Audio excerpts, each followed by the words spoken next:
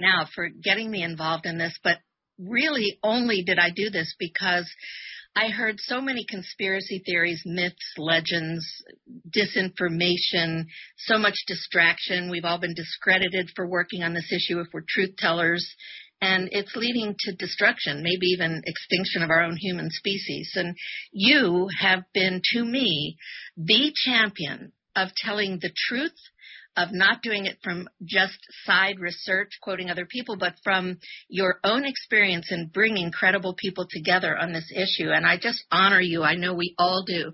We've already heard from people from all over the world who are listening to this show live and also archived later. So thank you so much for being with us. And Steve, I'm not even sure where to begin. I know you have so many projects going on. And I think it would help, too, for you to help define some of the terms, that basic terms, because some of the people listening in are new. They're advisors to decision makers in the corporate government military complex, and they are international as well. So thank you for coming on.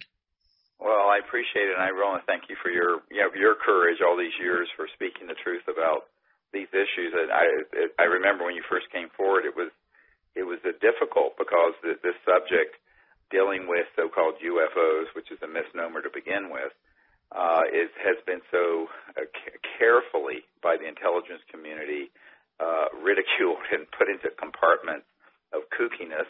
And not only that, but they've then put out information that's completely false that discredits the subject. So when serious people try to deal with this issue, they tend to get tainted, and it takes a tremendous amount of internal integrity and courage, which you have, to have spoken the truth on this, and I appreciate it very much. First of all, I think we have to define some terms, as you mentioned. In my opinion, UFOs don't exist. Now, what I mean by that is that term was concocted by the intelligence community after they figured out that they were extraterrestrial vehicles, and after they already had studied the energy and propulsion systems, what the top secret document from Canada called the modus operandi of the spacecraft, and by 1954 had mastered gravity control. And I want to repeat that. October 1954, gravity control was mastered.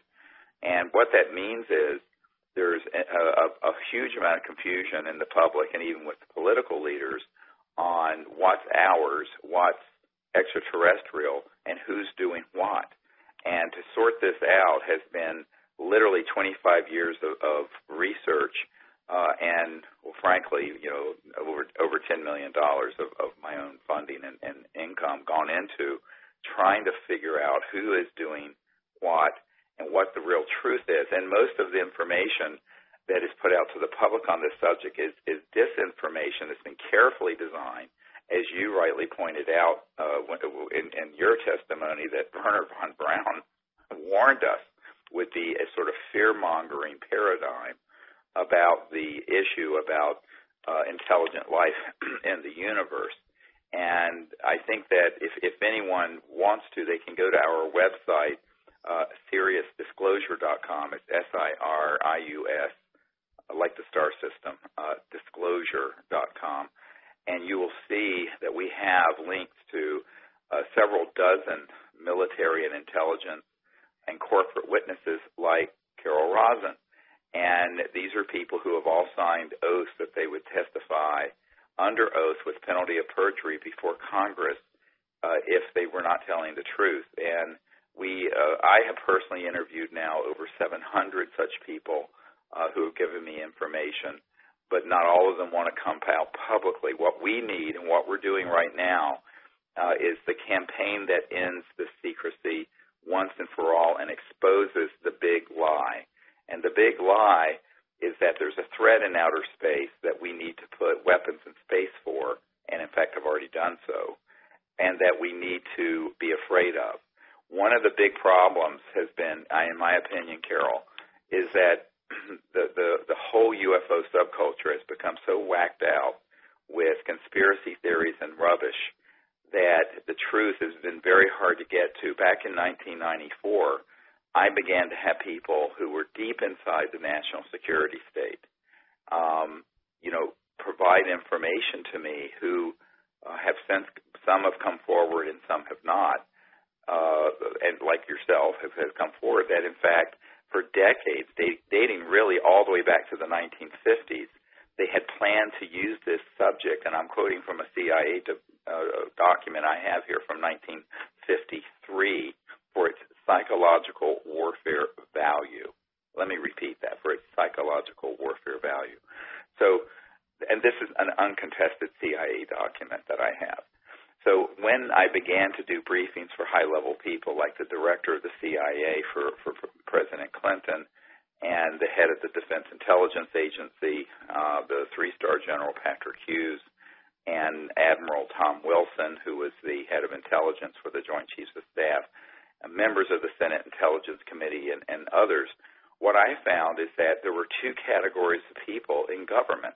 One were people who were part of a very deep project, which we call an unacknowledged special access project, that was illegal, unconstitutional, and had gone completely rogue. And that happened in the 50s on Eisenhower's watch. The other were people of similar rank. It could be the President of the United States. It could be a senior senator on the Intelligence Committee. It could be a three-star general. It could be the director of the CIA. And those people were deliberately being lied to because they were analyzed and found to be not willing to go along with the agenda of the secrecy. And the agenda is to withhold from the public the truth that these visitors are here, and number two, that if they are here, to start putting out false information through the UFO subculture of abductions and mutilations that they are a threat to us, so that they could finally spring something I think is now being fast-tracked, which is why I'm on your show, and that is a cosmic false flag operation. And they have also withheld this information because the technologies behind how these objects move would completely give us free energy for the Earth, eliminate all poverty in a generation, clean up the Earth's environment in a very rapid manner, including the ability to reverse all toxic, radioactive, and chemical waste.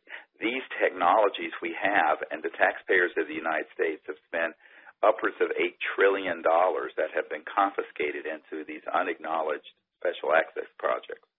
So a USAP, or Unacknowledged Special Access Project, let me explain how it works, because that's the title of a new movie we're working on, and we need everyone listening to go to SeriousDisclosure.com, and even if you give $1 or $5, the price of a latte, and help us do the research and do this expose, we are doing a full-length feature film and also a book at the same time, and we're planning to do a global concert event.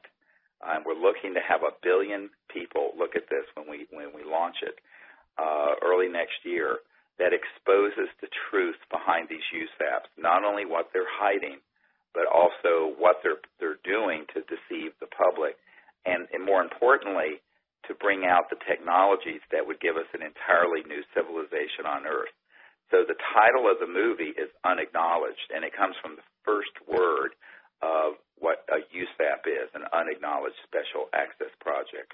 And let me just explain how this works. So this is something that the average person, in fact, many people in government don't even understand it. It works this way, particularly in Congress and in the White House when they first get in. I'm sure after some time they realize that they've been had, but initially they don't. And actually right now we're reaching out to both presidential campaigns to bring them up to speed on this. But an Unacknowledged Special Access Project, as you know, Carol, is one that is not supervised by the legitimate overseers of the democracy or of any government, whether it be in the United States, Canada, the United Kingdom, Australia, or for that matter, Russia. These are projects that are deep black, and the men and women I know who have been in these USAPs describe it as follows. The people in that compartmented top-secret operation report to only the person in charge of that operation. And even if the general or the admiral in charge of the Joint Chiefs of Staff or the Secretary of Defense were to ask them about them, they are simply to turn to them and say no such project exists. Now, I have people on my team who have been in these projects. This is not a conspiracy theory. We have upwards of $100 to $200 billion at least every year going into these super secret, unacknowledged special access projects. And the way that they operate is, quite frankly, without any accountability to the people, but also without any accountability to the government oversight capabilities, which means that they are illegal and they are rogue. So between 1993, when I first briefed R. James Woolsey, the director of the CIA for President Bill Clinton, and 1997, we had concluded that this entity dealing with this, which has been called MAGIC, the Majority Intelligence Committee, they have been operating since at least the 1950s without the full oversight of the president or the consent of the representatives of the people in the Congress, and that they have then replicated that model throughout other countries. And this illegal cabal is really running the earth into the ground. And you mentioned an extinction level risk, and I'm going to talk about that during these 2 hours, not to frighten people, but to make people understand it is time to get off our hands, stop sitting on our hands. We've got to come together and unite and do something about this. The unacknowledged special access projects, or USAPs, the way that they have operated and the funding mechanisms they have are going to be exposed in this new film. And we are going to not only expose it, but we're making a call right now and doing the research for people who are whistleblowers.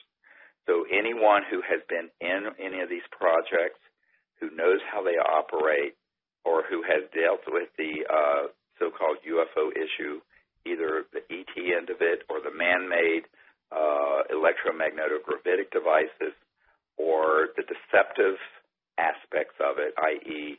the stagecraft that goes into hoaxing abductions and mutilations, which, by the way, I have interviewed more than a dozen people who have been on hit squads, for lack of a better word, who have abducted humans to make it look like, quote, aliens were doing it. This is not a theory. This is absolutely fact. And yet the public, through the media and the UFO subculture, really believe there are aliens abducting people, et cetera, and so on, and that they're mutilating cattle for no good reason. What people have to understand is this is all part of the psychological warfare value of the subject to create the specter of fear, so that at some point people would accept the cost in blood and treasure of an interplanetary war. Now, let me explain that again. General Douglas MacArthur, in his last address to Congress, said World War III will be interplanetary. These lunatic psychopaths who are in these super secret projects, and make no mistake about it, they are absolute psychopaths. Those folks would love to see us have a situation that they will hoax that would make 9/11 look like a picnic day. And the movie Independence Day is just sort of a script that's being put out to sort of give people a sense of it. In fact, the new trailer for the new Independence Day actually has an Army recruiting part of a logo on it, and it almost looks like a recruiting video for the U.S. Army. And they're using the official seal of the U.S. Army. It's almost unbelievable. You should look at this new trailer if you haven't seen it for this movie Independence Day. So the script is, the narrative that they started creating in the 50s, now this is when I was born in 1955, was to create a long-term plan where we go from the Cold War to global terrorism, which you said in your testimony, Carol, if you remember. Before 9/11, we did the National Press Club event, which had hundreds of millions of people around the world who saw it, for the Disclosure Project on May 9th, 2001, and then on September 11th, 2001, we had 9/11.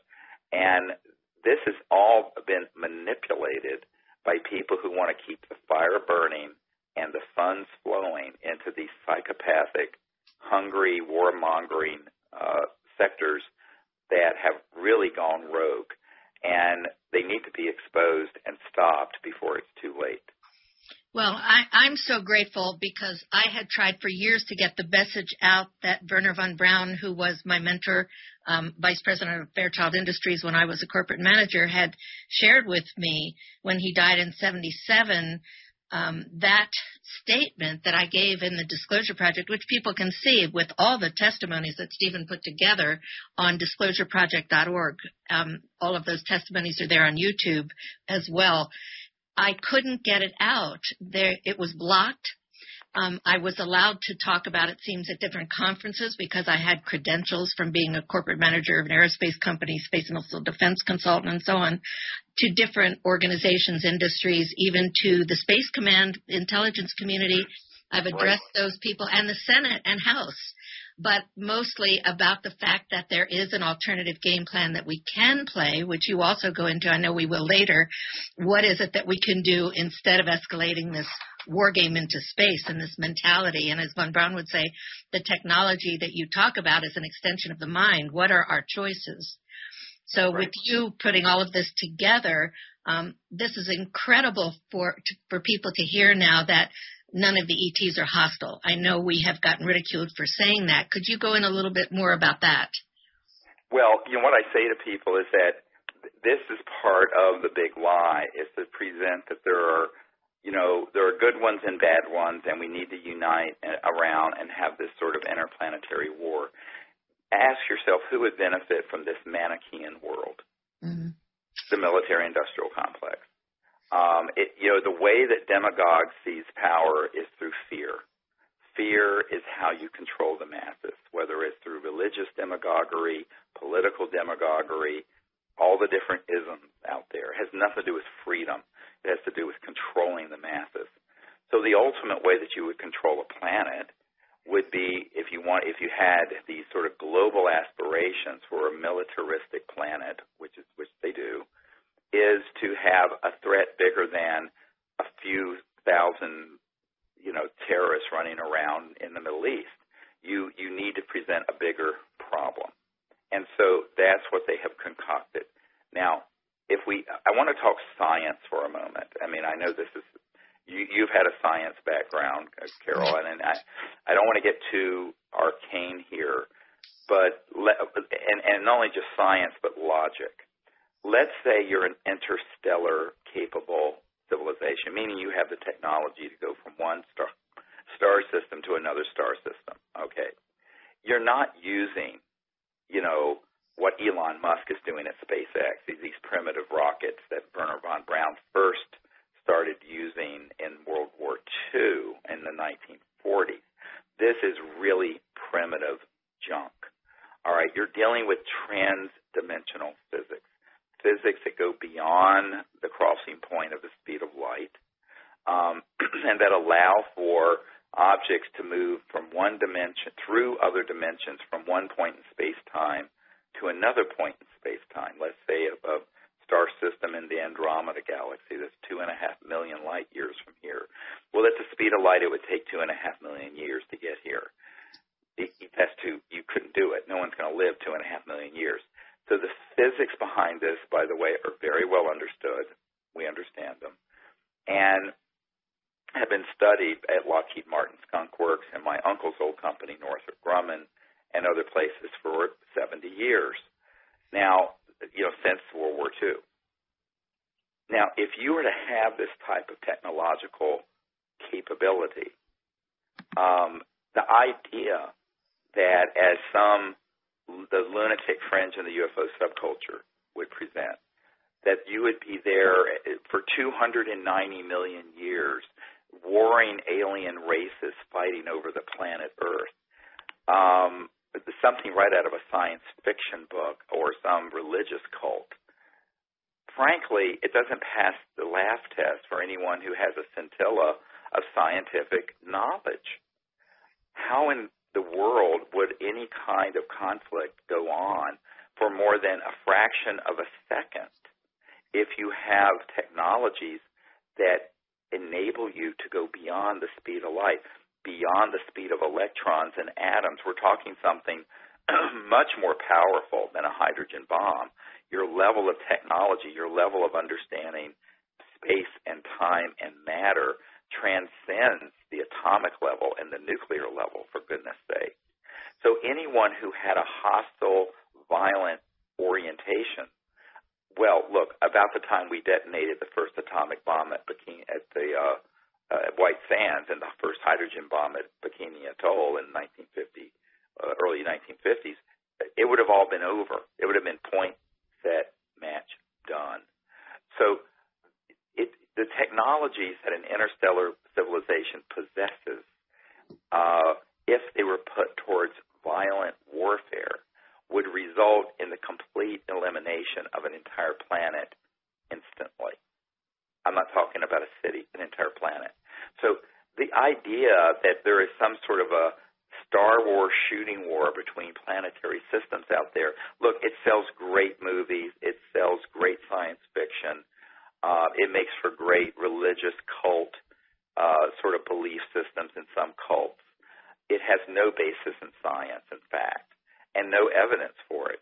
And yet, that's what's being sold to the public. And I think that one of the problems is that no one with a scientific background is talking about what I'm discussing right now, is what would the weapon systems look like of a, quote, hostile interstellar civilization?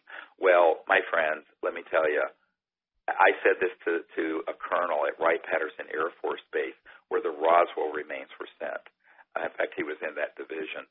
And he brought this issue up. I said, sir, with all due respect, Colonel Canola, given the galactically stupid things we have been doing, shooting at these objects using scalar, Tesla-like electromagnetic weapons to knock them out of the sky. That's what happened at Roswell, by the way, and at other places. If they were hostile, it would have been over, point, set, match, done 60 years ago, 70 years ago. So I think that people love to have someone to hate. And so we have to look at what are the roots of this atavistic proclivity, this tendency to go back to this primitive of us versus them that has gotten us to this point, not only with fellow humans, but also now where we're trying to extrapolate that into space with life forms that are concerned about the Earth. I think it has to do with the fact that as primates, we're 98% identical to chimpanzees and gorillas. There is this tendency to be afraid of otherness and then to organize into troops and to engage in warfare, which actually chimps do. So there's this aspect of humanity that has to be transcended through higher spiritual consciousness, in my opinion, and spiritual development and rational thought. So we don't always have the default position, it's different, let's kill it. It's different, let's hate it. Whether it's gay people, whether it's black people, whether it's women, whether it's this religion or this ism or that ism, the problem with humans is that we have the default position that the otherness is something we need to hate and we need to fight and organize ultimately into organized murder around, which primates do, which is called warfare. Now, we're past the point, I think we're 100 years past the point, where we needed to have large-scale war on this planet. We shouldn't have had World War I and World War II. We certainly don't want World War III, and we certainly don't want an interplanetary conflict. Now, the only way we're going to avert that is a genuine spiritual awakening, but also an expose of the manipulative people who want to put information out there that is false, disinformation, and that is designed to hit all the hot buttons of fear that result in people hating someone who is other, different than them.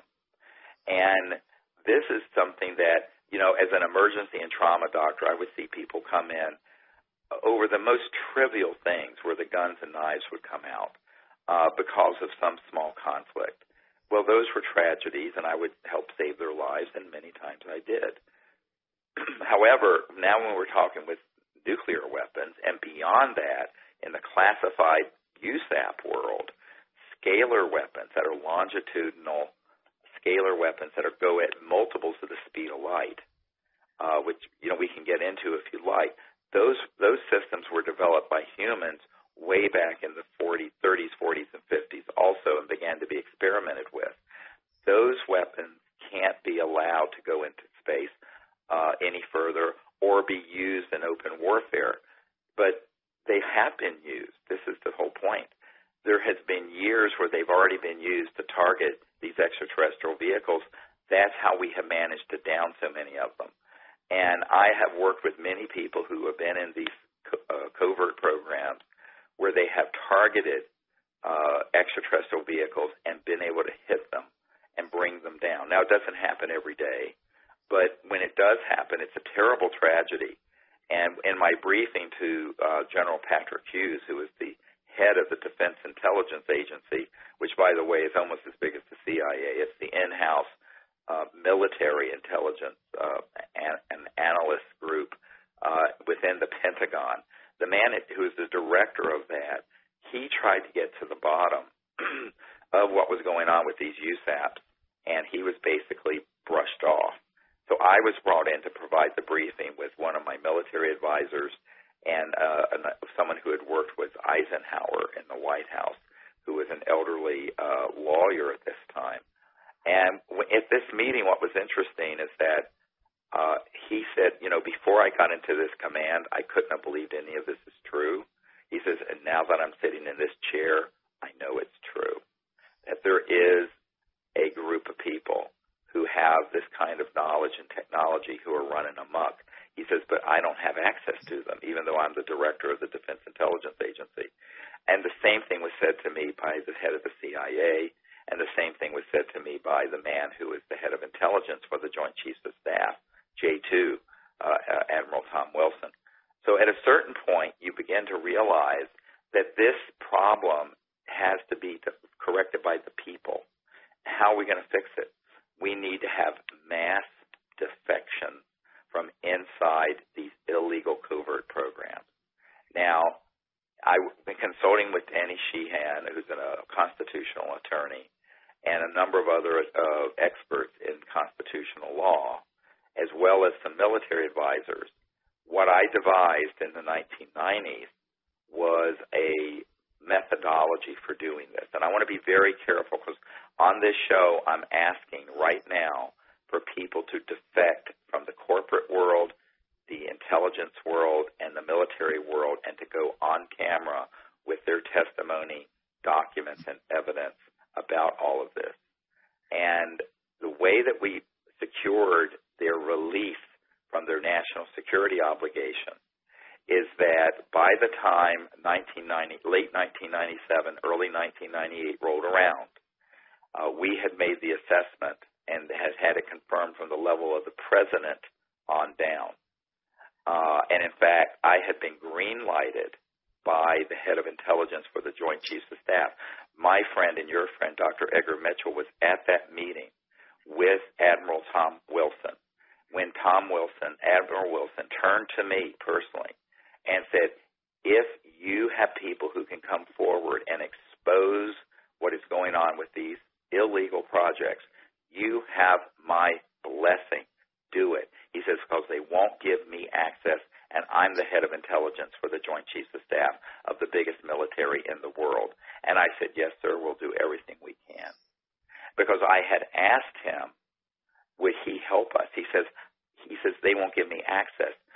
Carol, I had given him a document that's a National Reconnaissance Office, NRO document, that runs the super secret spy satellites that are in space, and some of them are already weaponized, I hate to tell you, and they're killer satellites.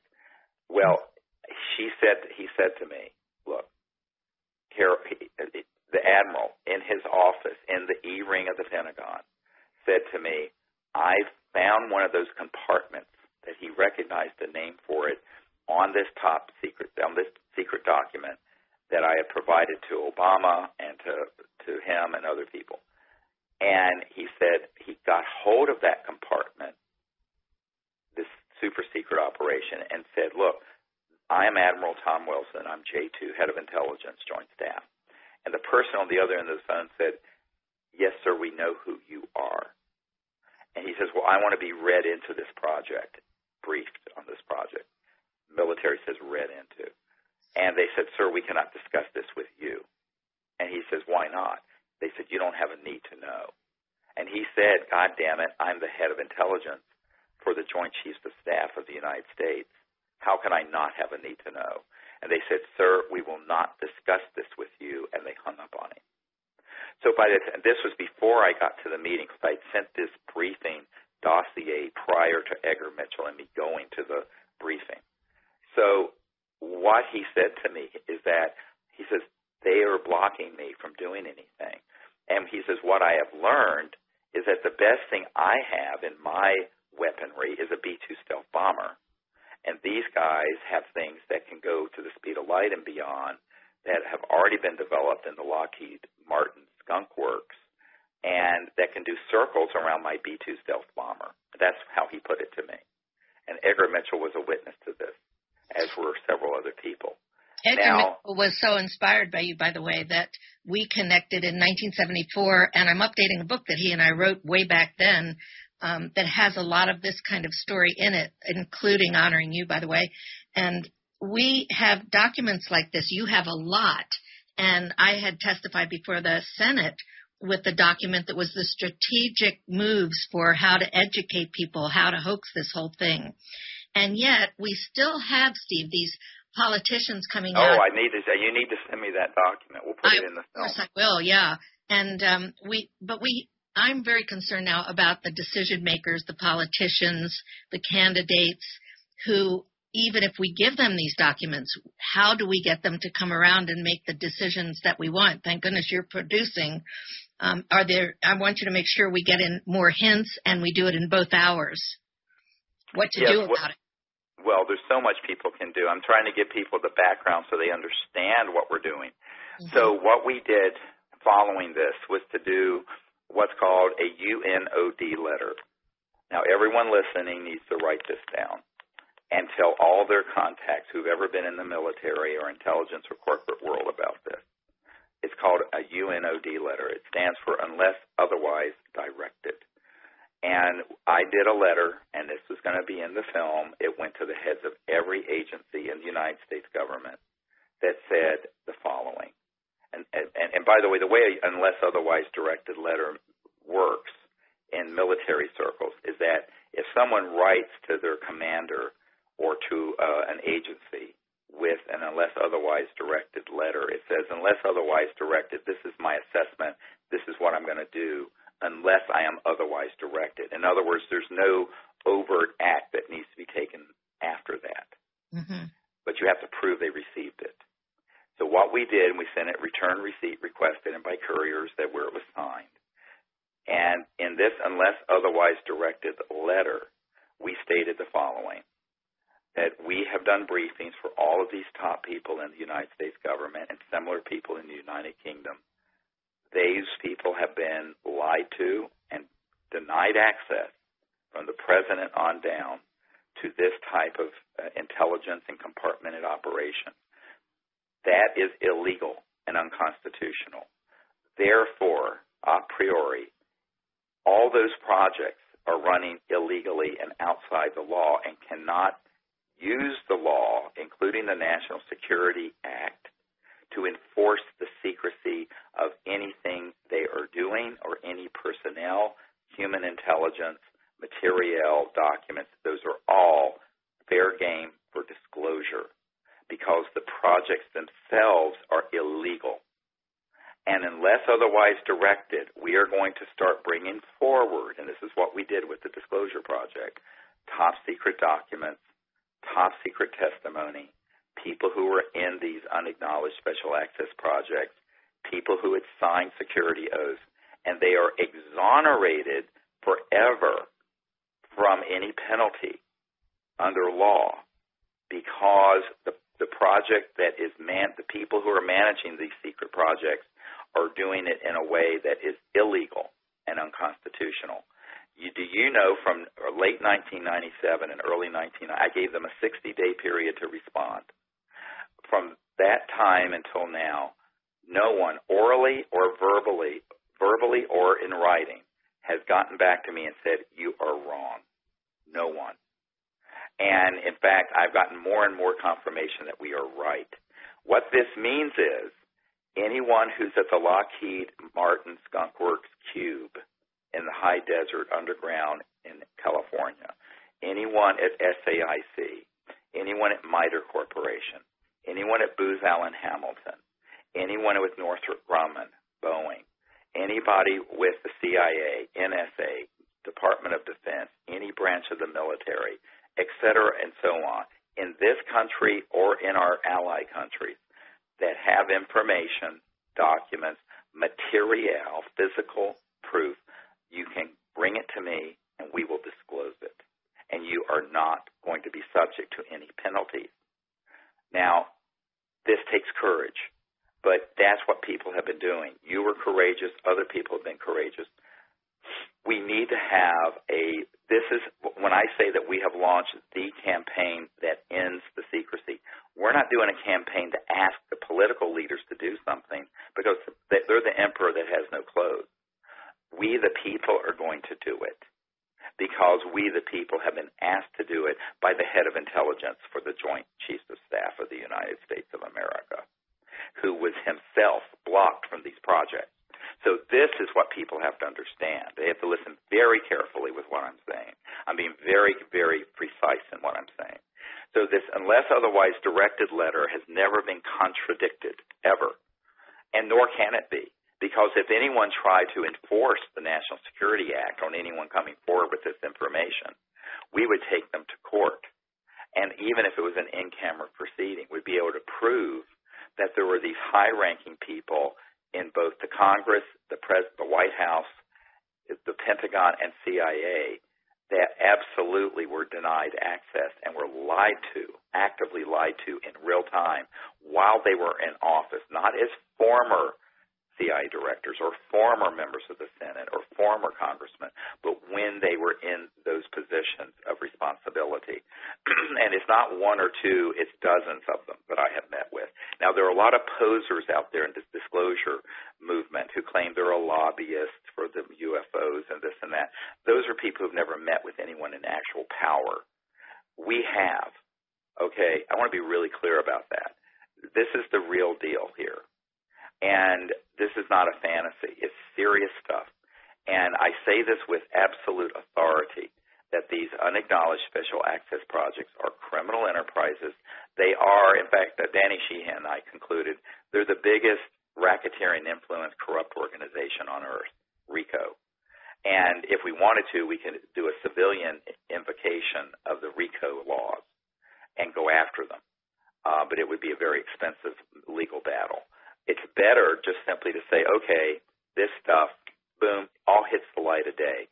And so what we're doing with Unacknowledged, both the film and the book, and with the movement that will continue on and on and on into the future, this isn't a one-shot deal, is to have a steady level of defection to people who are patriotic for not only their country but for humanity and bring out the truth about this. So we want people who are whistleblowers who know about any and all aspects of this, and there is a special contact box at our website, which is SiriusDisclosure.com, SIRIUS Disclosure.com.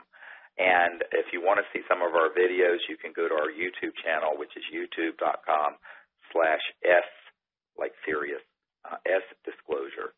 So it's youtube.com, S Disclosure. And if you want to contribute to the film, the movie, and the movement, it is fundraising.SiriusDisclosure.com. So we need help from millions of people, really. This is a huge movement that we need to launch, that we have launched already, but that we want to go to the second big exponential burst of disclosure on this because Carol, we're running out of time. Because, when you came forward in 2000 and gave that interview, and then in 2001 at the National Press Club, 9/11 hadn't even happened yet. What you said was so prescient and predictive.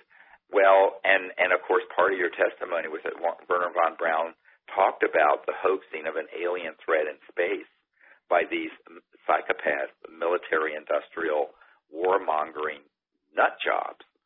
And frankly, now we're seeing the signs everywhere that this is being fast-tracked. In the last few months, in the last few weeks even, we have seen indications that they're going to try to fast-track this, and the only way to avert it is to expose it in advance. Imagine if someone had exposed what was going to happen on 9/11 before 9/11 happened. You see what I'm saying? That's what we've got to do. It really is. I mean, I don't want to be melodramatic. It is the fate of the world here. I'm one of those people out here who I've been written up, introduced as an optimistic, idealistic realist, but I think if people knew how pessimistic and depressed I've been lately, I know that this is something people relate to because I'm getting hundreds of letters from people that say things like that. And what I hear from what you're doing is it's not just giving us hope. I don't even want to hear the hope thing anymore. What I want to hear is what you're doing. What are the facts, not the fiction that people present as facts? And what are the real facts that lead us to a new vision? You know, I've been working on getting a treaty signed with a wonderful group of people, the former Minister of Defense of Canada, whom you know very well, one of our witnesses, the Honorable Paul Hellyer, who's also done the show, as have Abe Krieger, who was 37 years Boeing executive. He actually put together the U.S.-Soviet part of the International Space Station, worked on the lunar orbiter. We have some great people, including, of course, Edgar Mitchell and you, and people that have come up with different elements to this treaty. Will Miller, who's one of our advisors, too, also contributed to making sure that we're grounded, but not in an earthbound way, bound, capital B-O-U-N-D way, but with a cosmic higher frequency of consciousness applied to whatever we put out now. And if people want to read that treaty, by the way, it's on peaceinspace.com. And we also, you have books I want to mention that people can get that have a lot of the background, including a lot of the testimonies, Disclosure, your book that is the Disclosure book, Extraterrestrial Contact, The Evidence and Implications, Hidden Truth, Forbidden Knowledge. These are great background books. There's another one by Susan Babcock that covers a lot of this called For the Children. And these are some background pieces. That one has some of my personal story in it too, but leads to where we're going with this, which is the truth-telling of this issue, unlike it has ever been told before, right, without all the garbage that's, I think, is just the myth and legends, the things that people have quoted and pushed through the ufology kind of community, or the peace groups too, where they're blaming, right, the Nazis run the space program. Of course, they're all dead, but I mean, it's so much disinformation. And I think people also have to understand that there's been a long-term psychological warfare plan that has been worked very carefully by these folks, yes, to set up the psychological foundation for people to be afraid of or hate anything from outer space. It's been done through Hollywood, it's been done through video games, it's been through science fiction, but it's also been done through the UFO subculture, and it's been done by staging events. We know for a fact that a number of things have been staged that have been made to look like they were, quote, alien, that were 100% human. And this is done all the time. And I had a guy who worked for NASA said, oh, yeah, he says, if we have a classified object that's one of these anti-gravs and something happens, we'll just stage it and make it look like it was an alien thing that happened. And people will believe it because people don't understand what the head of the Lockheed Skunk Works, Ben Rich, said, what he meant when he said that we already have the means to take ET home. That, for decades we have had classified technologies that are in these unacknowledged special access projects that enable humans to have extraordinary transportation capabilities. And these technologies are real. It's not mythological. And they've been abused because guess what? Nobody is supervising it. The people don't know about it, and the people's representatives, except for a few that are on the inside, know about it. And the ones who have betrayed the public, who are representatives, they lie to their fellow representatives. For example, there was a Senator, John Warner of Virginia, who has been on this committee, this secret committee, who then would turn to his fellow senators and say, oh, pshaw, there's nothing to it. And I know for a fact this happens every day. I go to briefings. 2.5 years ago, I was at a meeting in the Great Barrier Reef where I was presenting this to 120 world leaders, and there were people there from the oil industry and the military-industrial complex who were embedded just to go behind my back to anyone I provided this positive evidence and proof of all this, and say, oh, no, this is all not true, and if it were true, I would know about it. And since I'm your buddy in this elite group, you'd believe me, wouldn't you? You see how it works, Carol? It's all affinity politics. So I think people have to understand how this secrecy, and we're going to expose in this movie how this secrecy has run and what the agenda is, and then we're going to show what the truth can do. But what's the point of exposing all this? Well, if we expose it, maybe we can avert World War III, number one. Isn't that a nice idea? Number two, maybe we can go into space only peacefully and have peaceful relations with these interstellar civilizations, which is the whole purpose of my work, is to create a higher consciousness and a higher understanding of an enlightened civilization. Maybe we can bring these technologies out to benefit the Earth's impoverished masses and to save Gaia from environmental destruction, so we don't have another Fukushima and we don't have to have endless destruction of our biosphere through fossil fuels and nuclear power, because we have something already developed that's better. And that's the other call I'm making. We want people who have operational zero-point or over-unity technologies. If you are ever going to come forward now. We have the backers to fund it if you need to have funding. Now, we don't want to hear of a theory. Don't contact me with a theory. I have file drawers full of theories.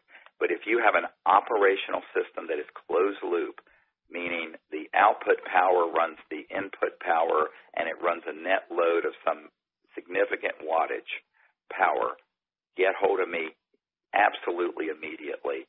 And we have top people who will be in touch with you, and we will take care of you. And we will get this out and disclosed. And if possible, we'll have it in a stadium with the top artists and celebrities in the world in a celebration early next year, and we will disclose that new free energy technology to at least 1 billion people. That's what we're planning to do with this campaign. And we know they're out there. But people have to, again, step forward. It's time for people to understand we have a shot at this, because here's our choice.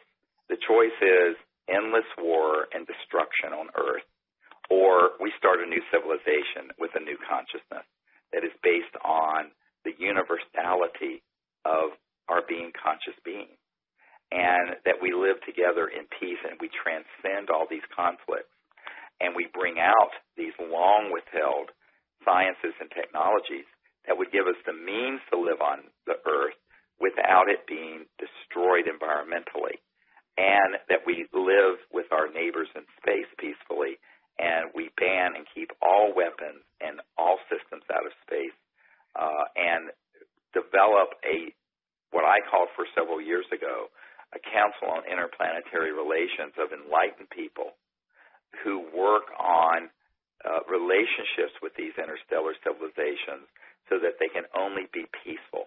Now, let me talk about that for a minute.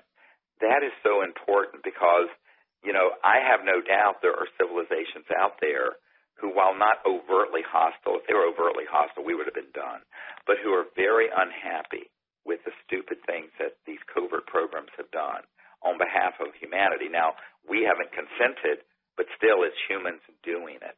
So we have some relationships to repair. We have to ameliorate as much as we can this sort of damage of 70 years of this cat and mouse game that's been going on Earth and in space dealing with the ET issue. And I think we need wise people on a council who will do this, Carol. And we need people who are going to understand what the stakes are, who won't give way to just blind hysteria and fear. So that's what I think we have to do all of this in the coming year or so in order to have a course correction for our civilization. The reason that I'm doing this American Freedom Radio show, Stephen, is to bring you on, because this is the update that all of us have been needing and looking for, and we have much more to do. By the way, the next hour, we're also going to cover this urgent timing. It is so critical. We're going to talk about some of the things that are going on, like the ballistic missile defense shield that just got activated in Europe. Imagine how we're antagonizing these enemies. Oh, my goodness. And we'll talk more about relations, solutions. I know people want to hear more about what you mean by a spiritual awakening that has to happen, because we have some candidates and politicians, decision makers out there that don't sound too spiritually awake to me. And it's kind of unnerving, because these are people that are going to be making some decisions for us, or how, in fact, do we get into positions where we do it. And, of course, coming through what you're bringing out, the operational technologies that are, Von Braun would say, is just an extension of the mind. And, of course, these beings that are coming from other places and other dimensions, other universes, are not coming here with fossil fuels. I mean, for goodness sake. So right, exactly. I mean, we're talking about technologies that are pulling energy from the fabric of space-time and zero-point field or quantum vacuum. These have been developed, and it's so exciting, because think of the beautiful world we can have and could have had 100 years ago. And we're going to get into all of this and more, so stay tuned. We're going to take just a few minutes break right now, about 4 minutes, Stephen. We'll be right back with you. Awesome. Great. All right. Thank you. Stay tuned, everybody.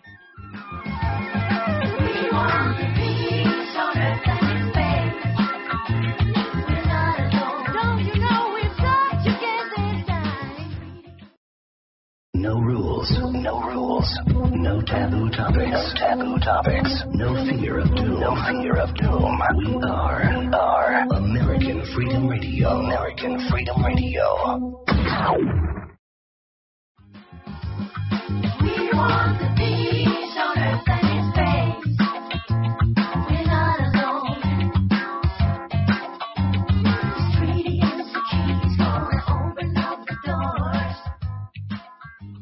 Welcome back to the Carol Rosin Show, Part 2, May 13th, 2016, with the father of disclosure. Are we ever lucky? We're hearing the greatest update. I hope you heard Part 1. If not, go back to it. Thanks for coming back, because in this last segment here, we're going to cover a lot of different issues and topics that people have been asking Dr. Greer about, and it's all related to the timing, the exposure of the real truth, the facts about the peaceful uses of space that we can have, the treaty, the stories, but relations with Earth beings and space beings is such an interesting topic, because we're not getting along too well on Earth, Stephen. How in the world are we going to get our consciousness raised to be able to get along in space with the cosmic beings? What do we do? Well, I think this is the central issue, is that we have 100 years where we have been deliberately miseducated on so many issues, and demagogues always find a way to divide people into camps of warring camps. And so we first have to realize what is the foundation of interplanetary relations, but of human relations, now that we're a global civilization. Well, it isn't the color of your skin. It isn't even your level of wealth. It isn't the culture you're from. It's this very elemental aspect of, I call it the deep spirituality without all the religious trappings, and that is the aspect of consciousness and the science of consciousness. And that the mind itself, the cosmic mind, which has now been proven through scientific studies at Princeton with Dr. John, who I've spoken with. I'm working with Adam Curry, who is his protege. Mm-hmm. The conscious mind is actually an omnipresent field that connects all of us. And this is where, you in the meditative state, when you go into deep and silent meditation, and you end up experiencing this non-local mind, the aspect of the mind that's everywhere, that is a real experience that humans have had since the dawn of humanity. And that, if we begin to look at it, is the foundation for us understanding when you look into the eyes of another human, the light of awareness is there. And that awareness within that person and yourself is a singularity. As Schrodinger said, he said in 1908, and this is the father of modern particle wave theory and quantum mechanics, he said, Erwin Schrodinger said, the total number of minds in the universe is one. That is, it's a singularity. Well, now it's been proven through different scientific, very well-controlled tests that is actually the case. So an extraterrestrial person, let's call it a person, is conscious also. So the foundation for our relationship with that ET would be the same as it would be with someone from the Congo who may be living in a mud hut. They are conscious, sentient beings. And when I first started off on this journey, I started this as the Center for the Study of Extraterrestrial Intelligence and started the CE5 initiative, which is when humans willingly make open contact with these civilizations. And we have done this thousands of times. I just returned from Arizona in the wilderness where we had amazing contact experiences with these civilizations. I was training about 25 people. And what I tell people is that the foundation for that ability is already within every single human being. So this is the spiritual way. People understand the singularity of the light of consciousness. And so you can look at an infinite amount of diversity, which is beautiful, but instead of fighting over the diversity, find this point of commonality. What is the common link? And the common link is that we're all conscious and sentient. And when you begin to think about that, but also have meditative experiences in it, this is the heart of compassion the Buddha talked about, where we are all one. We are each other. We are all one being. And that is the dawning of compassion. So this sort of spiritual awareness is going to have to be the foundation. It can't just be an intellectualization and political effort. So we're going to have our intellectual and political efforts guided by a higher spiritual awareness that has also now been scientifically verified, and that is that the conscious mind is this infinite field, and it actually is a single field of consciousness shining and refracting within every individual person. And so when you begin to think about that, not your individuality isn't the same as someone else's, but the light of consciousness whereby you are awake, that awakeness, that essence of awareness, that is one. And so understanding that is a beautiful thing. And that's what we have to also bring. So imagine this, what we're wanting to do. Now, we've engaged one of the largest producers in the world of big outdoor concerts and festivals. Imagine early next year having, if we can find one, a free energy device on the stage. And then we have this random number generator system hooked to lights and consciousness on the stage that prove non-local mind, and an expose of all these secrets. And it's with the biggest pop stars and rock stars and celebrities in the world in a global celebration with 1 billion people watching. That's what we're planning to do, Carol. Oh, I'm picturing stage with all the stars and with all the people coming forward now that have worked so hard that are listening to the show on this issue, and Zero Point on the stage creating that whole reality. To me, that might be the only thing that also can flip, educate, give the experience to the presidents and decision makers of the world. Yes, of course. I mean, look, the leaders of the world, I've said for 25 years, if the people will lead and the mass consciousness change, the leaders will have to follow. This top-down business is a joke. And I have dealt with so many enormously powerful people, ostensibly powerful, who really don't have the power people think they do. And that includes the level of the president and these very high-ranking. The real power is with us. And so if we do the disclosure, if we bring out the truth, if we bring out the new paradigm, if we bring out the technology, then they'll go, oh, this is great. And then they'll provide, quote, leadership from behind. In other words, as someone said to me, on the really big changes in society, people who are in power always come in secondarily. It has to be the people who bring it in first. It's a joke to think that these leaders are going to come together and say, oh, we're going to do this. That isn't how change has ever happened, ever.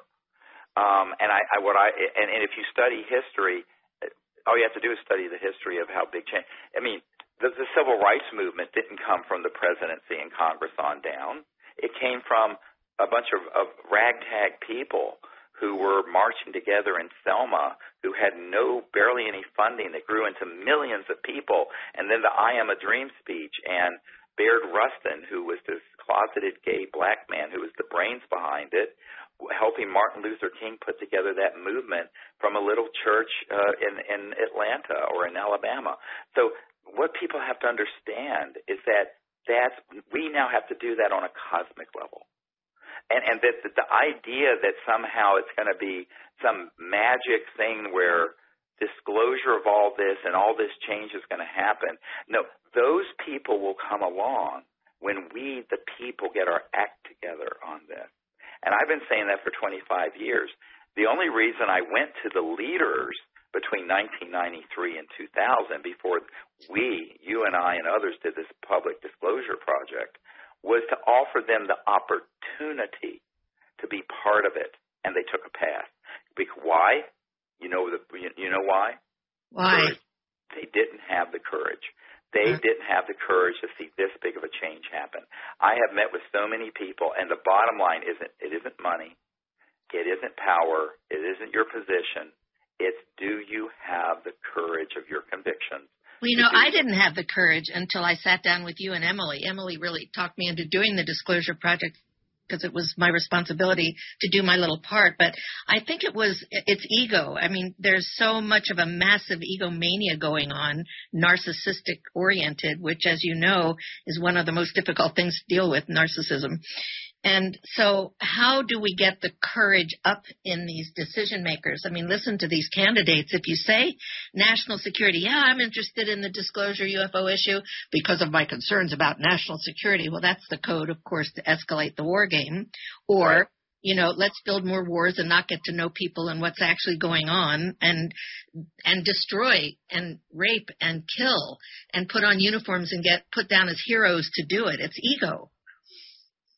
Right. It's ego, but it's also ignorance. But in dealing with this issue, it has a lot to do with courage. It's easier not to rock the boat. So we're talking about a change that, let's face it, in terms of the paradigm, A, we're not alone in the universe. B, we already have the technologies to go beyond the speed of light.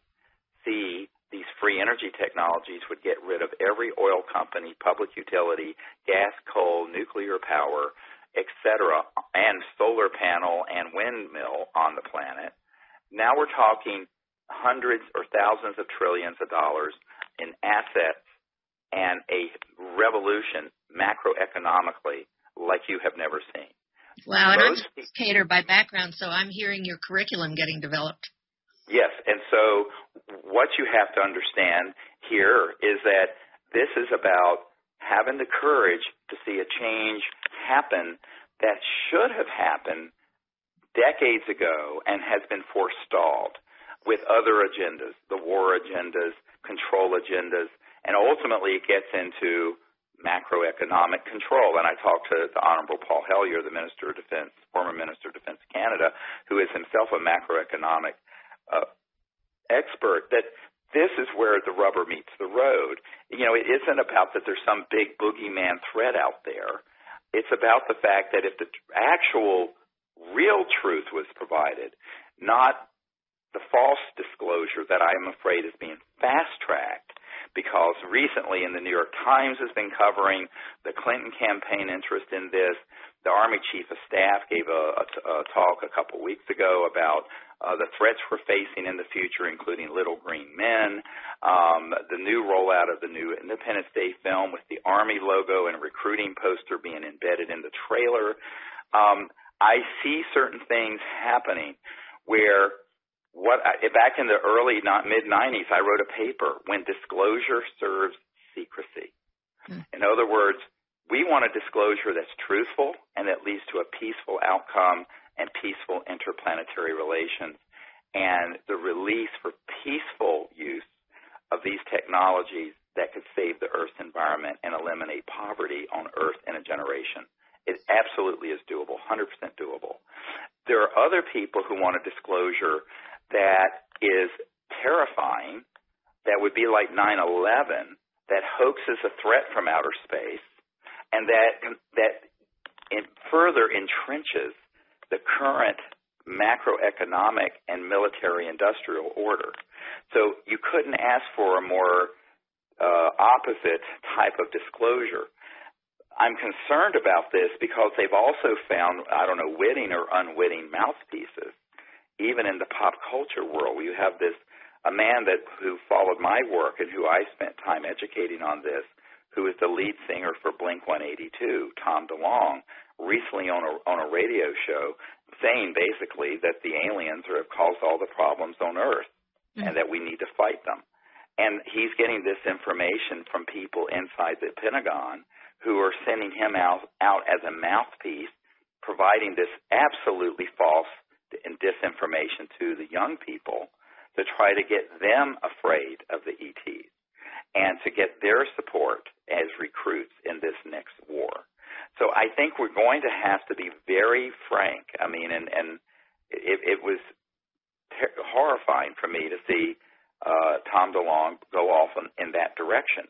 But the point I'm making is we need to have wiser and calmer heads begin to prevail. We need to have a disclosure that is about the truth and not about things that just add kerosene to the fire. And this is going to not be done by the entrenched interest in Washington or Moscow or anywhere else. I'm skeptical in the extreme that this is going to happen except through a mass movement of the people. And by doing what we're doing with this campaign, a full-length, and by the way, we've come to an agreement with a major distributor for the film, so it'll be digitally pushed out in a way that's, Sirius, which went to number 1 on Netflix, the first film we did a couple years ago. This is going to be 1,000 times bigger, and this is going to have all this information in it. And then we're planning to have a book that will be a New York Times bestseller book, we hope, that will be along with the book, the film, and that will then also be kicked off, both those, with this global celebration and concert event. And I'm hoping at that event we can actually feature an operational either LENR or zero-point energy device, low-energy nuclear reaction, the cold fusion, or free energy device. We're in search of one. Again, if anyone knows of someone who has one that is operational and not theoretical.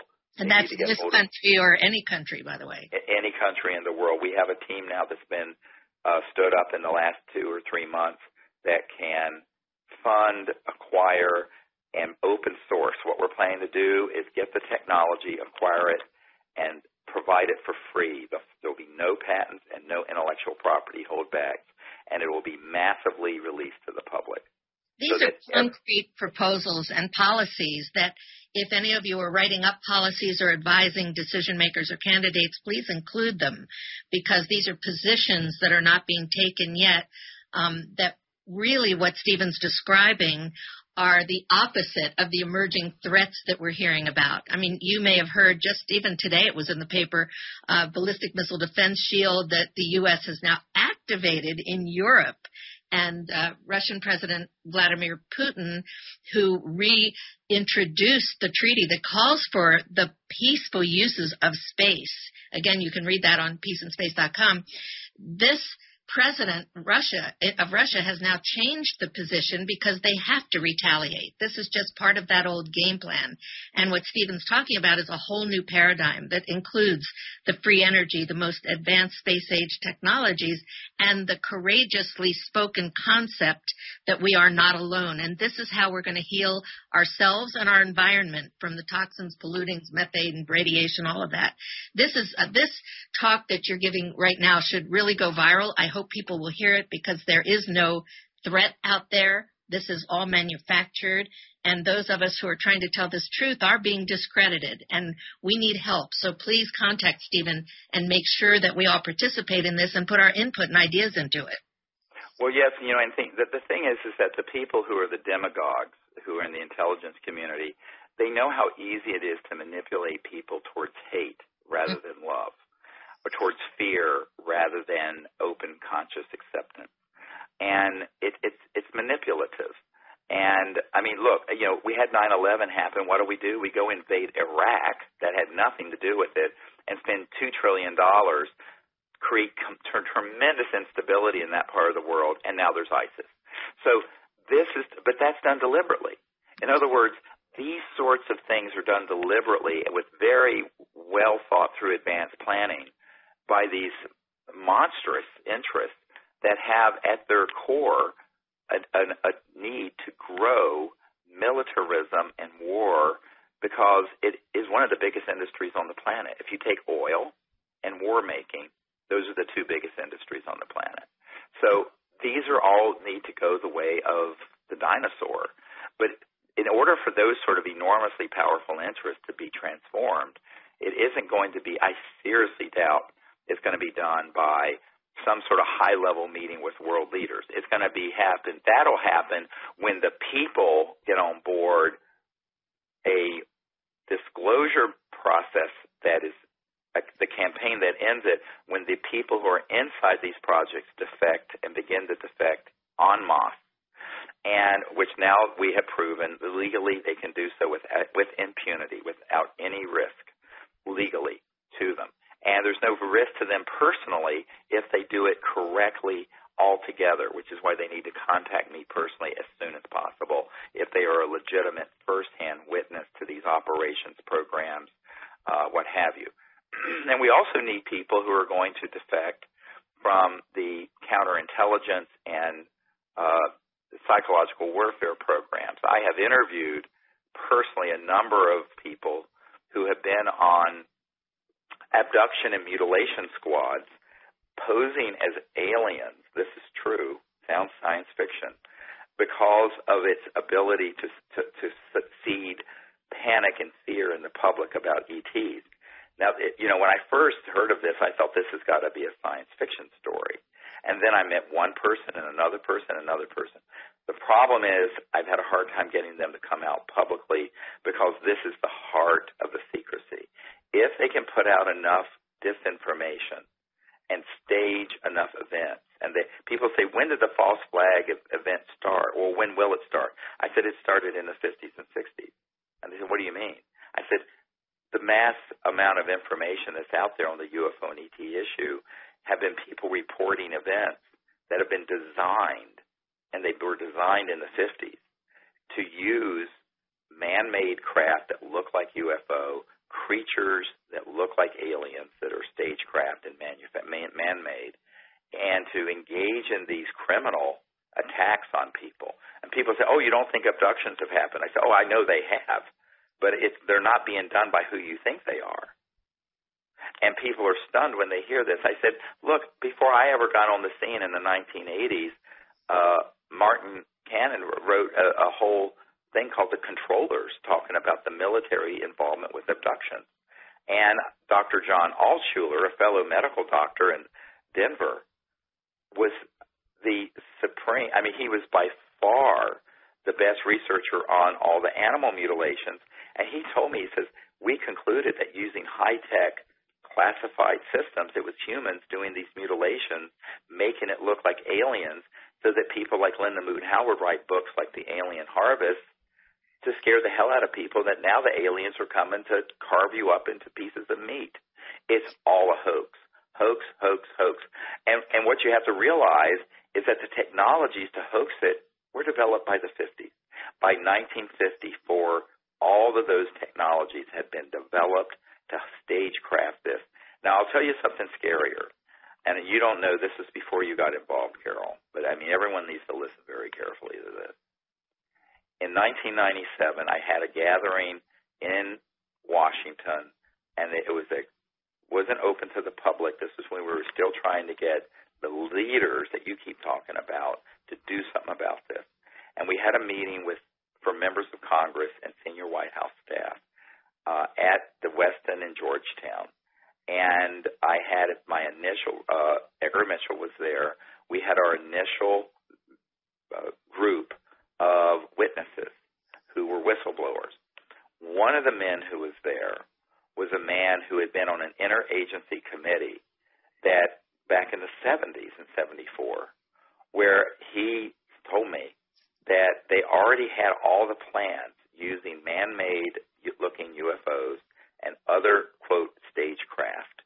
And he says we could hit a button and launch something that would look like Independence Day. He says everyone would think it was alien, and it's 100% this covert group staging it. And that's what he was going to testify to in front of members of Congress who were there. I mean, Congressman Dan Burton, the man who is head of the Government Reform and Oversight Committee, was there, who issued 1,000 subpoenas on the blue dress and I call it the blowjob heard around the world. It's silliness during the Clinton impeachment period. But he was there, all kinds of people from the House, the Senate, everything. The night before, so we had a meeting the day before so everyone could get to know each other and bond as a team coming forward and have the courage to do it. That night, one of his handlers from way back in the 70s and 80s surfaced, came to his hotel room, took him out to a secure facility out in Virginia, and basically forbade him and begged him not to give that testimony. So we don't have that testimony, but he told us before he was abducted and taken out of the hotel that this is what, and he says, my understanding is that capability was fully operational not only in 1974 when I was on the interagency committee, but well before then. So we're sitting ducks here. At any time they can hit a button, launch a bunch of things that would look, quote, alien, and they were 100% staged by humans, making it look like a threat from outer space. That capability exists. It's got to be exposed. People who are on the inside who know of those capabilities need to come forward and speak the truth. Because otherwise, we're talking like the Gulf of Tonkin in the Vietnam War, where we exaggerated and staged the attack on our warships so that President Johnson and the Congress would greatly expand the Vietnam War into that disaster, or a situation like 9/11, but something much worse. So I'm putting out a call. It is urgent that people who know of this, even historically have been involved back in the 60s, 70s, 80s, 90s, whenever, come forward. We need you to step forward. It is time to defang the monster, because here's what it is. I liken it to the Wizard of Oz phenomenon. You know, if you've ever seen the movie The Wizard of Oz, and there's this old crudmudgeon behind the curtain, and you pull the curtain back, and it's this old crudmudgeon pulling all these levers and scaring the hell out of Dorothy and all the animals. Well, guess what? This is the same thing.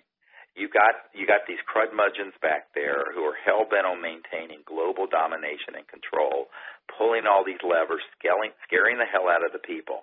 But the problem is they really can scare the people and the people's leaders. Remember, the nature of these unacknowledged special access projects, they're highly compartmented. Even people at the level of the presidential intelligence don't know all the compartments and what's going on.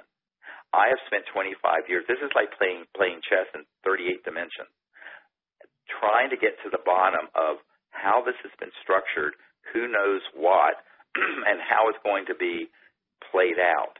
And I'm sharing with you honestly the assessment we've made. Now what we need to do is have people who will come forward. I mean, it's been wonderful that these men and women have come forward who have told me these things privately, who are very credible. However, we need people who are going to say it on the record, and they need to say it in this film, on the book, and to the public. Because if you expose this kind of nonsense before it happens, it can't happen. Because it's like the Who when they said we won't be fooled again. Well, guess what? We have been fooled again and again and again. Well, this one, Carol, you know and I know from what you were told by Werner von Braun, this is the big one. We can't be fooled by this one. So this is when we've really got to pull out all the stops and move this information out. And when we do, then even the leaders of the world will understand what they're not getting in the presidential daily briefing. If you think the presidential daily briefing has any of this material in it, you're delusional. They don't have access. The presidential level of briefing doesn't reach to these unacknowledged projects. So that's why we named the movie Unacknowledged. I mean, people go, where did this name come from? Well, this is where it came from. This is the most important show, personally, I have ever heard, and your message is what's making it so important. The punchline, the pivotal piece of this information is that it's a hoax, that there is no enemy coming to us from outer space to steal our ovaries and sperms and turn us into gold-mining slaves. It's not going to happen. And right. No, it's a total nonsensical idea. But it plays with the public because let's look at this, Carol. Even today, there are tribal wars going on around the world and in the Middle East or in American cities where one gang or group after another is raping and killing one other group. And so it's so easy for people to extrapolate the human experience and do an anthropocentric projection onto these extraterrestrial civilizations. And the intelligence community knows this. They know this is why this document from 1953, talking about the psychological warfare value of the subject, it was signed by the CIA director at that point. This is why this is so important, and it was referring to the UFO matter and the psychological warfare value it had. I have another document where it's talking about engaging Disney Studios. This is not a controversial CIA document. This is in a huge box of CIA documents I got after I briefed the CIA director. And this document talks about engaging Disney Studios in the 50s to make movies about aliens that would be along these lines or that were just kooky little green men stuff. And as you know, the OSS that became the CIA used to have Disney do the propaganda films during World War II for the military. So the Hollywood nexus here is very important that people understand. And through this sort of infotainment, entertainment messaging, this has been going on for over 60 years. And this document is going to be in the movie. I have it. I have the document where when Marilyn Monroe was going to blow the whistle on all this, and the big mole hunter and leak stopper at the CIA didn't want her to go public with what she had heard from Jack Kennedy during their affair about the ETs. And it says in the document, the objects from outer space recovered in New Mexico in the 1940s. I'm quoting. It's signed by James Jesus Angleton III. It's a top-secret document. It's 100% authentic. 2 days later, Marilyn Monroe is found dead of an apparent drug overdose. Nonsense. Burl Ives, the actor and singer, was on my board. He said, we all know that Marilyn Monroe wasn't killed, but we know she was murdered, but we never knew why. And when I gave Burl Ives that document, he almost fell out of his chair. That's going to be in this movie. You can't believe in what the archive is we have. And it's all coming out. It's all going to be in this. Wow. I could tell you, people, that Stephen has been attacked, ridiculed, threatened. I have too. Terrible things have happened we don't even need to go into now to us. But I think in my memoirs I want to name names because it's so horrible. But what you're presenting here is that warning and also a call to, I think, the people listening to this to, again, get this message out there. Imagine if 1 million or 2 people wrote to the 2 presidents of countries that actually initiated the call to preserve the peace in space, to prevent the permanent basing of incredible, yet to be imagined by most, weapons that they're planning on putting up there, and it's imminent. It is imminent. Right. And and not only that, but there's these unacknowledged projects that are running amok. Yes. That are already doing this stuff. Mm-hmm. So you have 2 tracks here. You have the track that's the conventional government game and geopolitical competition. And then you have the unacknowledged track that actually is transnational, that has been going on for 50, 60 years, that's already doing this stuff, and which is completely out of control. This is the whole point. These unacknowledged special access projects are so out of control, they have become an existential threat to Earth. And it's not the ETs that are a threat, it's this unacknowledged special access project nexus of programs. And they're a threat in two ways. First, by trying to provoke ETs into a response by targeting and shooting down their spacecraft, which has happened dozens of times. By number two, hoaxing a threat when there is none, and then stampeding the world into sort of a panic like 9/11. And then number three, by withholding the free energy technologies and suppressing them up to and including, all kinds of intimidation, which is causing us to live in an 1800s paradigm with coal and oil, which should have been retired 70 years ago. And even nuclear power, which is a disaster. If you doubt it, go visit Fukushima or Chernobyl. We don't need these toxic, life-destroying energy forms. We have these other ones, but guess what? That would decentralize the macroeconomic power. And now this gets to the crux of it. Because if we had a peaceful world where people weren't united around a common enemy, every village and home and whatever would be self-sufficient when you had free energy so that you could have heating, air conditioning, power, agriculture, whatever, provided by zero-cost, zero-point energy or LENR systems. So when you have that kind of world, you don't have this big centralized system of gangbangsters and what I call the financial military-industrial complex that are sitting atop the power structure. The power literally and literally in terms of energy power and metaphorically in terms of political power then goes to the local level globally. So on the one hand, we'll be very interconnected as we are now communication-wise, but we will begin to be transportation and have free energy and very self-sufficient. So every home, village, what have you, would be self-sufficient. You wouldn't be tied into super tankers coming out of the Middle East or transmission lines coming out of Con Ed or whatever your utility company is. So, and, of course, we're leading to that. Now, what do you say to the people? Sorry to interrupt you, but I know I want to get this in. What do you say to the people who say, well, gee, my job is in coal, my job is in electricity, my job is in this? How do we address this job-critical situation of how people are going to be living in the new vision? Well, it's a very important thing. First of all, there has got to be a plan. First, you're going to have a 15-year transition. It's not like you disclose this information and every car and home in America suddenly has this.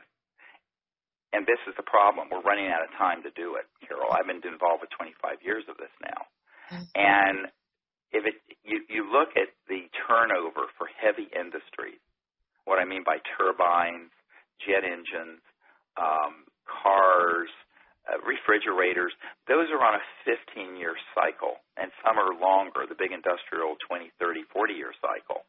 So this is this is like the Marshall Plan that rebuilt Europe, but 1,000 times bigger, because we're talking about retooling the entire planet with these kinds of technologies. So first of all, it isn't going to happen instantly. Secondly, we barely have enough time to do it if we went full bore and all this came out in the next year. Thirdly, where there is economic displacement, and there'll be, there's going to have to be a compassionate social support system put in place so that those people have transition income that support them at the level where they can live in a dignified way while they're being retrained into these new high-tech energy sector technology, which we have done a very poor job of doing. Look, I mean, it's sort of like saying we can't have the automobile because the people who made horses and buggies are out of business, or we can't have computers because Royal Typewriter went out of business. Well, Royal Typewriter did go out of business, but this is so large that we're going to have to set up a mechanism. And there's plenty. Look, when you talk about this kind of economic development, hundreds, thousands of trillions of dollars of economic wealth will be created when you have free energy, and you have the 50% of the world's population that doesn't even have indoor plumbing suddenly has this level of prosperity. The amount of wealth that can be created in the world is mind-boggling. We can have 1,000 corporations as big as Apple just to get this job done and get the transition done. So there'll be enough wealth that will be developed from this in terms of economic growth, because right now we're way underdeveloped. You know, we're living almost like in a Dixonian world of soot and filth and 1880s coal-fired power plants and gas power plants and transmission lines. When we transition to this new system, the amount of wealth and prosperity will be such that I predict the average work week will go to between 10 and 20 hours a week. Full employment will be working 10 or 20 hours a week. There'll be time for creative pursuits, the pursuit of higher states of consciousness, and also the ability to put a social safety net so that no one is living in the kind of poverty we see in Appalachia or in the developing, the so-called third world. But that has to be done as a matter of policy. And I think that, you know, to say that we can't let this technology out because of the displacement in the relatively small percentage of people who work in the energy sector, it would be like saying you can't have the internet and computers because the people who made Royal typewriters would be out of business. It just isn't the way you develop a civilization. And besides the point, if we stay on the path we're on, we're melting both polar ice caps, the oceans are dying, we have global climate change, and on top of it, we have resource depletion. We have to do this. So it isn't a matter of if we do this, it's when. And the when should have been in the 1950s or before, but I wasn't around to do this, and neither were you. We have the situation we've been handed. So we have to be realistic and say, okay, now we're in a genuine global emergency. And all of these things are coming together, the interplanetary peace issue, the free energy issue, having peaceful contact, and this whole macroeconomic order that has grown up around a centralized energy and financial system that is inherently corrupt. And I think that this all has to get transformed, and we need a lot of wise people who will be working on this. But the first step in it is to do this expose, get the truth out, get it disclosed, get the technologies disclosed, open source it. Our policy is if someone wants to if they have it patented and they have one of these devices, we have people on our team now that can make the arrangement to buy them out. I couldn't have said that 3 months ago, Carol. I can say it now. So that is what's exciting. There has been a huge sea change in what we're doing because of the people who've stepped into this network, because there are people all over the world in the last year that I've been meeting with who realize how much trouble we're in. And so the good news is that we have the ability to do that now. We have people out here listening then are getting very inspired. I'm getting notes saying we should be publishing, everybody listening, because not everybody in the world can hear this. And right. Not everybody has the capability. I mean, someone from Romania just wrote to me and said, our little village is getting ready for the U.S. Defense Shield. The military people are moving in. I mean, this is what's kind of still going on. It's the old earthbound game. And sure. You're talking about a whole new cosmic reality and policy. It's a higher level of consciousness that's based on the real truth and facts, not just disregard my advice of all of the conspiracy stuff. It makes me feel physically ill sometimes to hear it. I know. And look at the new technologies. Go to the websites where you see innovations and start talking about them so we can present a new vision. And I think that's what you're presenting, Steve, that's just so brilliant. People can be self-sufficient. They can learn how to farm. It's a whole new way of life.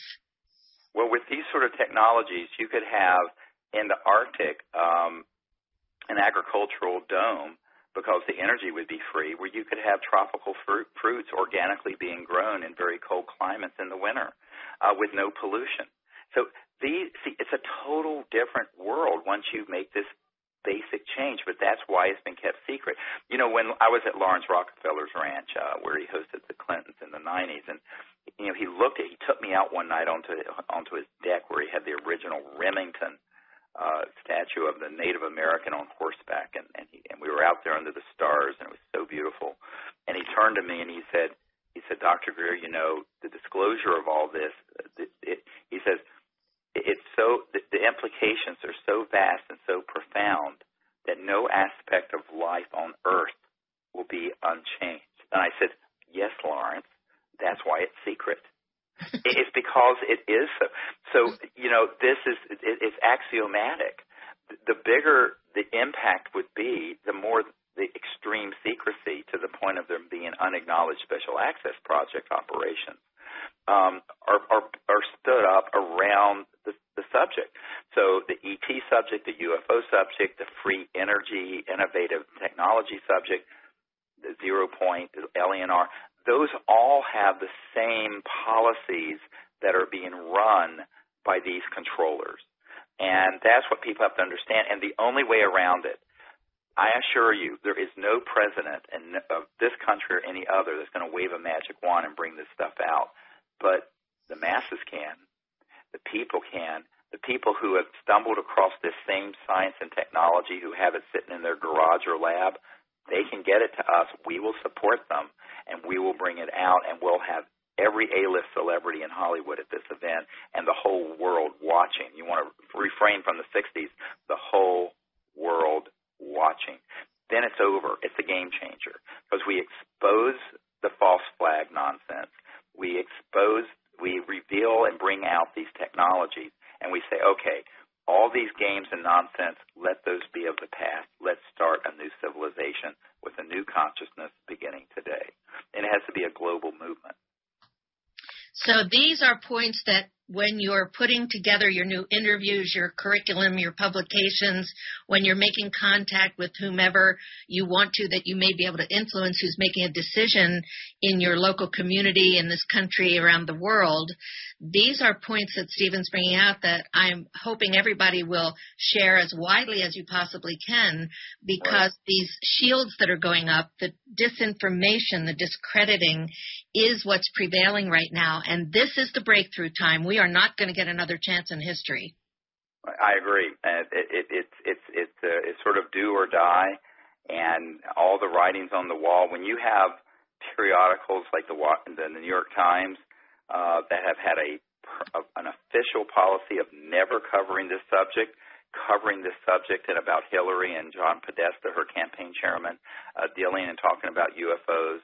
When you have the Army Chief of Staff talking about the future battles with little green men, when you have the Army having its promotional stuff cross-promoted on the trailer for Independence Day, when you have, you know, a rock star being fed disinformation about how aliens have caused all the problems on Earth and we have to go to some big war with them, that's a militaristic approach to this whole issue of space, talking on big radio shows and coming out with information and books and movies, you know that someone has pulled the trigger on what Werner von Braun, Carol, warned you on his deathbed about.